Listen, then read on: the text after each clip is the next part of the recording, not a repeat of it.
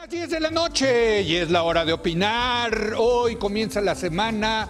Como todos los lunes tendremos nuestra mesa de debate con Héctor Aguilar Camín, Jorge Castañeda y Javier Tello para analizar un tema muy polémico.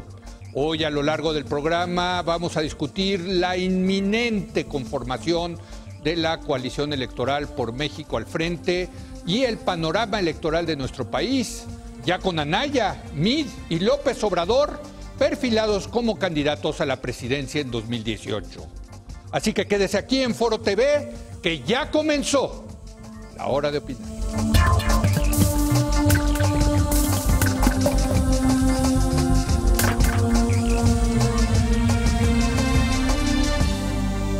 Muy buenas noches Héctor Aguilar Camín, ¿cómo estás? ¿Cómo estás, Leo? Buenas Muy noches, bien. Javier Tello, buenas noches. Y desde Nueva York, Jorge Castañeda. Jorge, ¿cómo estás? Buenas noches. Hola, Leo, Javier, Héctor. Luego de renunciar a la dirigencia nacional del PAN ayer, Ricardo Anaya anunció que buscará la presidencia de la República en 2018 como representante de la coalición por México al frente, conformada por el PAN, PRD y Movimiento Ciudadano.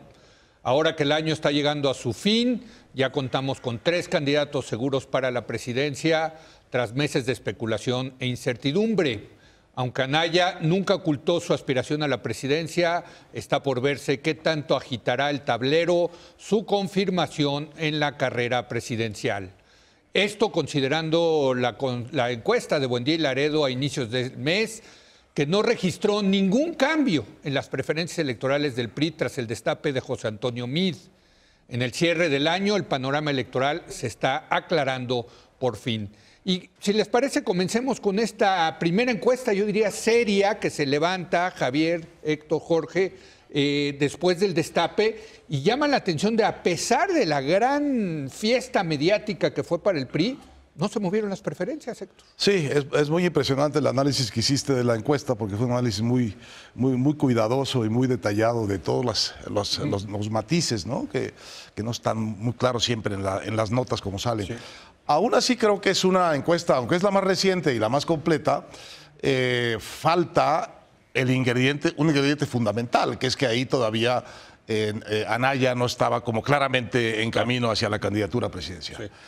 Sí me parece una noticia muy adversa para el PRI el hecho de que un destape tan ostensible en la prensa, tan seguido por los medios, tan recogido en todas las instancias, a diferencia, por cierto, de la de Anaya de ayer, porque sí, hoy está ahí muy pobretonamente reflejada en los medios.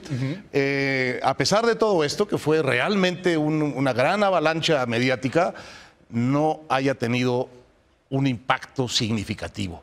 De hecho, yo creo que lo normal es que cualquier candidatura tenga un efecto inmediato de rebote, por poco que sea, ¿no? Y que no lo haya tenido la del PRI, me parece que los debía hacer pensar en qué está pasando.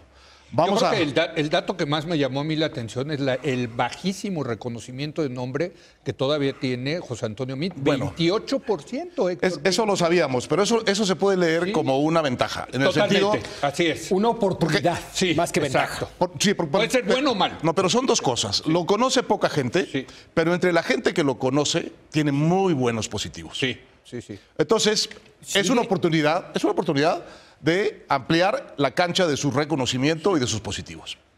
Estoy de acuerdo que es poco conocido y representa una oportunidad, pero la opinión, el balance de opinión es negativo, Héctor. A ver, es decir, aquí están los datos. Reconocimiento, Meade tiene 28%. Sí. Opinión positiva, esto es Buendía y Laredo, 9%. Opinión negativa, 10%. Es decir, saldo el balance -1. Ni fu ni fa. Sí. AMLO, López Obrador, es el que tiene el balance más positivo, +12.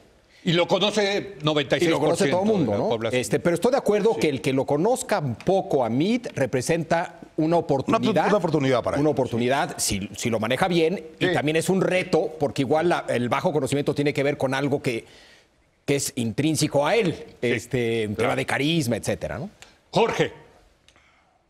Sí, y a tal grado esto que están diciendo ustedes es cierto que el propio Mead mandó una filtración al Universal al día siguiente, hecha por su gente, de que si se calculaba la encuesta al revés y se ponderaba el nivel de reconocimiento con la preferencia o la intención electoral y bla, bla, bla, bla, bla, bla, casi Mead tenía 90% del voto. Exagerando todo esto, el hecho es que en efecto hay una parte positiva para Mead en ese bajo reconocimiento. El problema es que no va a ser fácil que aumente el conocimiento que tenga la gente o la recordación de Mead y del candidato del PRI. Antes de su candidatura, Mead era el secretario de Hacienda, en efecto de Peña, pero bueno, más o menos se podía hacer guaje. Ahorita, conforme vaya subiendo su nivel de conocimiento, vas a ir subiendo también el conocimiento del hecho que es el candidato del PRI. Correcto. Partido por el cual 40% dicen que nunca votarán y 80% dicen que no debe seguir gobernando. Sí. Entonces, pues tiene un reto ahí más o menos regular Mead, que es volverse el candidato que no conoce la gente, el candidato clandestino del PRI, digámoslo así. No se que puede. No se puede. No se vayan a enterar que soy del PRI. No se puede, pero no Oye, está fácil. Tiene toda la razón. Pero... Y los negativos del PRI son impresionantes. A ver, sin descontar esto que está diciendo Jorge, que es clave, yo tengo la impresión de que hay un factor adicional en el propio Mead. Yo siento que está realmente como fuera de papel como candidato del PRI y como fuera de papel respecto de él mismo, como que está forzado, como que está haciendo cosas que no le gustan, como que no está haciendo las cosas que sabe hacer. Por ejemplo, a mí me consta, lo he visto en muchos foros, breves, es verdad, pequeños, ser muy natural, muy estructurado, sí. Hasta simpático. Sí. Accesible, es accesible. Se ve rápidamente un hombre inteligente, informado, con las cosas en la mano. No ese es el candidato que estamos viendo. A mí me sorprende, en unas entrevistas que me quedo a ver con cuidado de Mead, cómo va construyendo argumentos y de pronto se pierde, y de pronto no termina, y de pronto, es decir, no estoy viendo al secretario que yo conozco muy solvente en su discurso. Estoy viendo un tipo que está como confundido respecto de cuál es. Sobre todo las preguntas relevantes, ¿no? Bueno, el tema de la corrupción. Corrupción y violencia, se atraganta de una manera que no se puede más. Pero de haber estado preparado. Uno piensa, a ver, oye, José Antonio, por acá van a venir las preguntas. Prepárate pásate hasta las 4 de la mañana estudiando cómo vas a contestar eso. Yo creo que ahí va a haber un ajuste. Es una especie de Margarito, ¿no? Ahí va a haber un ajuste. Sí, va a haber un ajuste de discurso, porque es completamente antinatural, digamos. Sí. El contraste es excesivo. Sí. Pero Jorge creo que tiene toda la razón. Siempre lo hemos visto de traje y de repente lo vamos a ver con su chamarrita roja, o no sé de qué color sea la chamarrita. Sí. No usa chamarrita roja, porque él es ciudadano. Pero él no usa chamarrita. La va a usar, la va a tener que usar. Sí. ¿Cuánta que sí? Pero creo que, insisto, el problema es que no me queda claro si lo que estamos viendo es un intento de vino nuevo en botellas viejas, como dice la expresión inglesa, o de botella nueva y vino viejo. Pero de que hay algo viejo ahí necesariamente, haga lo que haga Mead, sea quien sea Mead, hay un componente viejo de viejo PRI que va a ser complicadísimo, como lo señalas en tu artículo, Leo, de los negativos del PRI. Los negativos del PRI están... Sí. Es muy complicado para Mead zafarse de eso y lidiar con eso. Yo creo que sí estaba, sabía que por ahí iban a venir esas dos preguntas, es que es impresionante. Pero no son fáciles de contestar, ¿estás de acuerdo? No, pero te preparas, pues para eso él es el candidato, el candidato que puede prepararse, tecnocrático, que puede dar algún tipo de respuesta diferente. Mira, déjame ponerlo así, Jorge. Leo, a ver, cuando una persona inteligente dice enormes pendejadas como la respuesta de Mead a la pregunta del país sobre la corrupción y si la iba a investigar en el sexenio de Peña, hay algo más de fondo que está mal. Porque si tú dices, bueno, es que Mead dice pendejadas porque es un pendejo, pues sí, pues es una muy buena explicación, pero todos sabemos que no lo es. O sea, es un tipo inteligente con una excelente formación, etcétera. Sí, sí. Ya uno puede tener otras opiniones al respecto, pero esa no hay discusión alguna. Cuando dice algo tan absurdo como lo que dijo en El País, es que hay algo de fondo que está mal. Es un asunto ya no sé si freudiano del inconsciente o algo, pero donde hay un obstáculo, si quieres, epistemológico que no puede superar, porque en efecto no puede decir que sí va a investigar a Peña y compañía, Ruiz Esparza, pero no puede decir que no los va a investigar. Entonces no le queda más remedio que decir la pregunta no es válida. Hijo, pues hay 90% de los mexicanos que pensamos que sí es válida. Podemos discrepar sobre cuál debe ser la respuesta. Dice pero una no frase sobre la pertinencia de la pregunta. Dice una frase digna de George Orwell. O dice, no, tenemos que estar en el supuesto en donde esa pregunta no sea válida. Sí, exacto. Tenemos que ponernos en el supuesto en donde esa pregunta no sea válida, ¿verdad? Ese es el newspeak. No, bueno. Ese es el newspeak de Orwell. Y lo hace porque yo creo que está muy incómodo. Sí. Y a mí me parece que ahí va a haber un ajuste, porque es impensable, digamos, que mantenga esta situación. Y si sigue en tercer lugar, tendrá que haber un ajuste. Tendrá que salir a fuerza. ¿No? Ahora, me llama la atención pues que, digamos, en los usos y costumbres del PRI, cuando venía el destape, empezaba ya como la separación del presidente con el candidato. Y una de las cosas importantes era que el candidato decidía quién iba a dirigir su campaña, quién iba a ser su gente cercana. Me da la impresión de que aquí Peña Nieto es el que está tomando las decisiones. Y bueno, la decisión de que sea Aurelio Nuño el coordinador de la campaña es una especie de mensaje, me parece, de que el que está verdaderamente detrás de esta campaña es Peña. No sé, ¿no lo ves así? A ver, Miquel en el DF es un candidato de MID. Yo creo que la otra interpretación para el coordinador de campaña es una alianza entre dos contendientes por la presidencia, que se me hace muy razonable, con muchas afinidades, que se hace muy razonable. Yo creo que Nuño tiene un peso propio, no es... Por eso, pero tu estrategia de campaña tiene que ser una gente muy cercana tuya. No, pues es una alianza, como se hizo Colosio y Cedillo.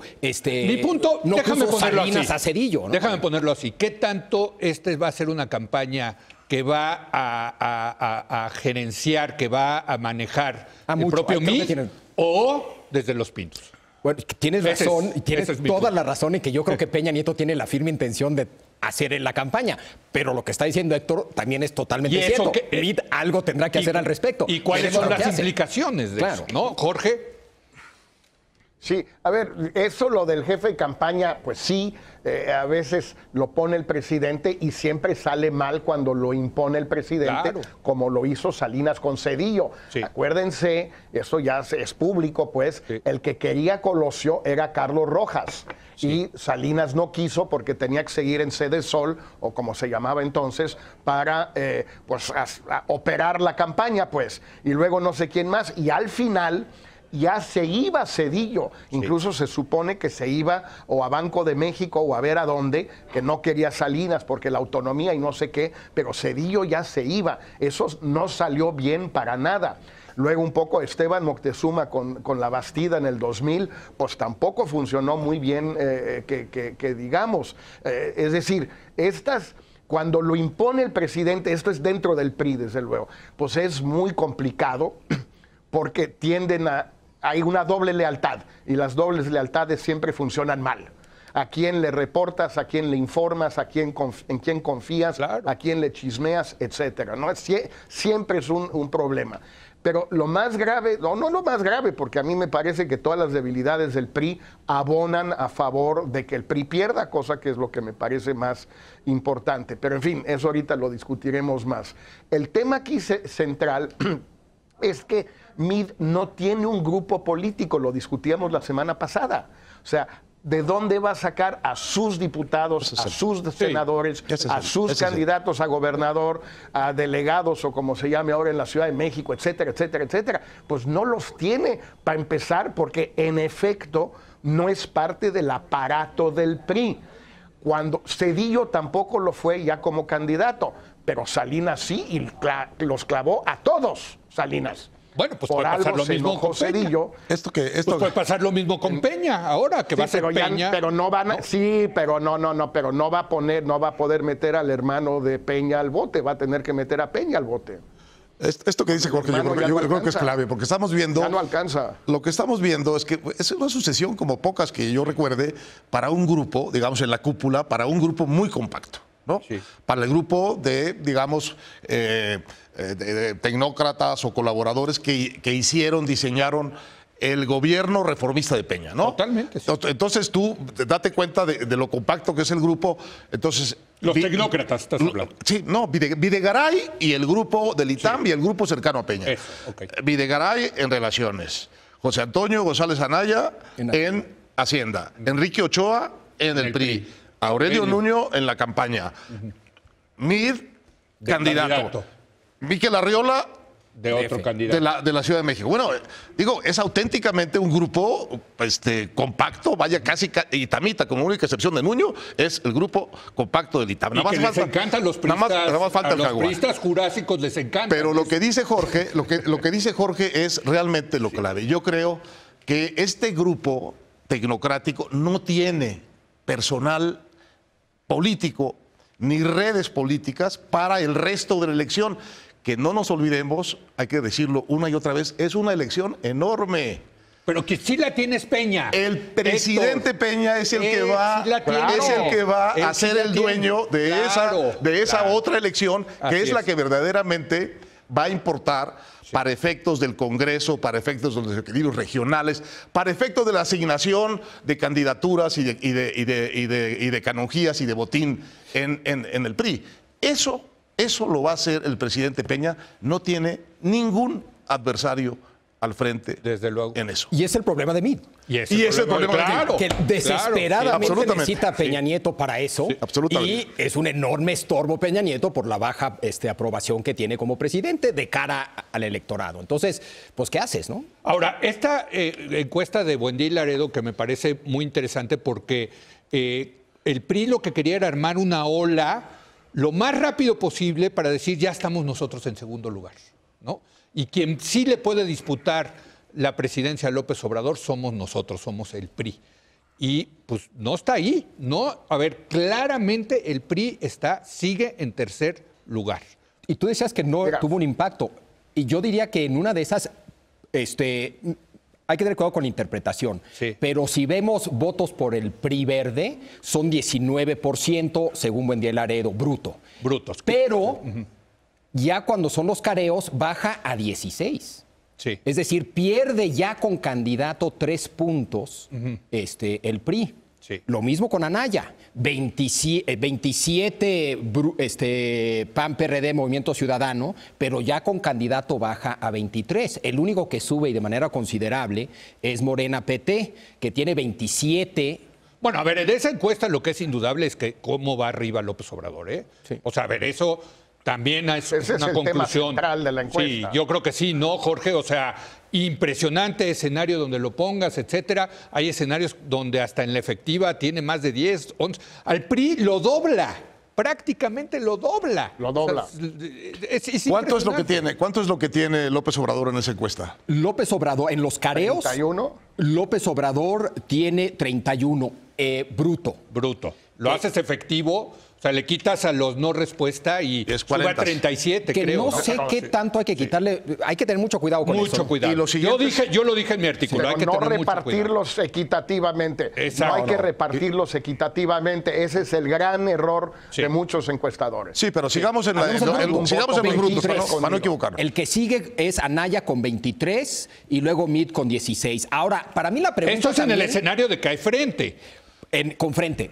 Sin frente todavía es peor. Pero hay frente. No, bueno, por eso. Es que cuando levantaron la encuesta todavía no quedaba claro que se iba a haber frente, ¿no? De acuerdo. Sí. Pero también a mí me intriga mucho qué va a pasar con los 14 puntos que hoy tienen los independientes. Porque una de dos, o no va a haber independientes. No, sí va a haber. O va a haber independientes, pero luego voto útil. Se van a caer. Sí. O sea, no mantienen esos 14 puntos. Así es. El Bronco y Margarita. Pero a ver, yo quiero hablar de eso a propósito del frente, pero no sé si ya pasamos al frente. No, antes de irnos a la pausa. Antes de irnos a la pausa, sí quisiera nada más rápidamente analizar que sin lugar a dudas, terminando el año, comenzando ya de hecho la contienda, el candidato a vencer, no hay la menor duda, el que está allá arriba es López Obrador, Jorge. Sí, sí.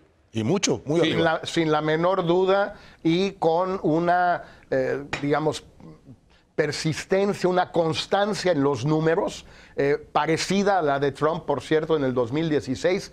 Haga lo que haga, diga lo que diga, plántese donde se plante, más o menos sus números se mantienen.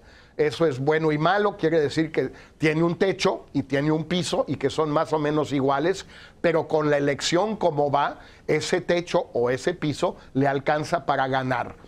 Pero le va a seguir alcanzando, eso ya veremos. Sí. Al día de hoy le alcanza para ganar, ¿eh? Sí. De acuerdo. Sin la menor duda. Pero, de acuerdo. Pero la elección apenas está empezando. Empezando, sí, sin duda, sin duda. Esto es una foto y se trata de la película y la película apenas está empezando. Sí, pero a ver, pero ahorita la foto... No, sin duda. El arranque va el adelante. Sí. No hay duda al respecto. A mí también me gustaría decir que creo que tenemos 3 buenos candidatos. Solitos. Mitt, muy claro qué representa, muy claro quién es. Yo creo que es una persona seria y profesional. Anaya, muy claro qué está ofreciendo. Un político serio y profesional. Y López Obrador también. En ese sentido, yo como votante digo, mira, 3 opciones muy claras.